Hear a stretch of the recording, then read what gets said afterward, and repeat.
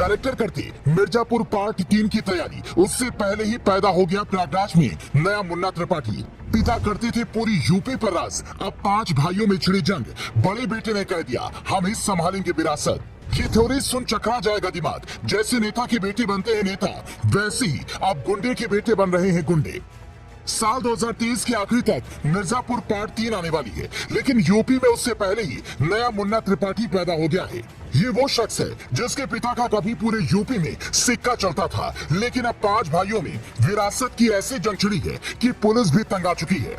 इसमें पहला नाम है उमर, जो यूपी में अपहरण की दुनिया का किंग कहा जाता है, 2 लाख का इनामी भी था।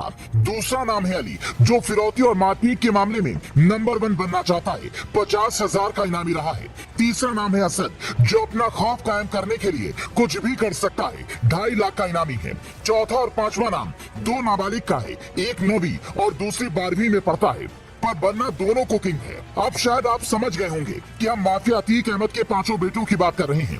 मीडिया में ऐसी खबरें हैं कि प्रयागराज में जो कुछ भी हुआ वो अतीक के इशारे पर नहीं, बल्कि उसके बेटे असद की प्लानिंग के तहत हुआ। पुलिस भले ही ये कहती रहे कि अतीक के आदेश पर ये पूरी साजिश रची गई, लेकिन कुछ लोग ये कहते हैं कि अतीक का बेटा असद अपनी मर्जी से विरासत संभालने की फिराक में है और इसी चक्कर में उसने मुन्ना त्रिपाठी बनने की कोशिश की। इसके पीछे की वजह ये भी हो सकती है कि अतीक की उम्र अब 60 साल हो चुकी है। जेल की जिंदगी जैसी होती है, उसके हिसाब से वो ज्यादा दिन जी नहीं पाएगा। वैसे में उसके गैंग की कमान कौन संभालेगा, इस बात पर लंबे समय से मंथन चल रहा था। दोनों बड़े बेटे उमर और अली, जिन्हें वो पढ़ा लिखा कर वकील और बड़ा आदमी बनाना चाहता था, वो पहले ही सलाखों के पीछे जा चुके थे। बाकी के 2 बेटे छोटे थे। ऐसे में असद को लगा कि मैं इसे संभाल सकता हूँ, और फिर उसने खौफ फैलाने के लिए उमेश पाल को अपना निशाना बनाया। ये बात इसलिए भी कही जा रही है क्योंकि अगर गवाही के पहले उमेश को मारा जाता तो बात अलग होती।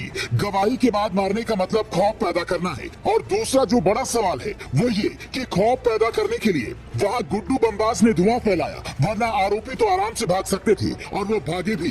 पर कहते हैं चोर पुलिस के खेल में चोर कितना भी भाग ले, पुलिस एक न एक दिन पीछा कर ही लेती है। पुलिस को पता चल चुका है कि असद नेपाल में छिपा है, इसीलिए एसटीएफ के 11 जवान वहाँ उसकी तलाश में जा चुके हैं। लेकिन वहाँ उसकी तलाश होती, एनकाउंटर या पकड़े जाने की खबर आती, उससे पहले ही इधर अतीक की बहन यानी कि असद की बुआ प्रेस कॉन्फ्रेंस में रोने लगी। उसने ये तक कह दिया कि आईपीएस अमिताभ यश को अब खुली छूट मिल गई है। सोचिए, एक माफिया का परिवार जो दूसरों को रुलाता था, उसके रिश्तेदार अगर इस कदर हो रहे हैं तो समझिए कार्रवाई बड़ी और कड़ी हुई है। ये इस बात का संदेश है कि जैसे नेता का बेटा नेता बनता है, वैसे ही बड़े बड़े माफियाओं के बेटे माफिया बनने की कोशिश ना करें, वरना अंजाम क्या होगा वो बाबा पहले ही बता चुके हैं।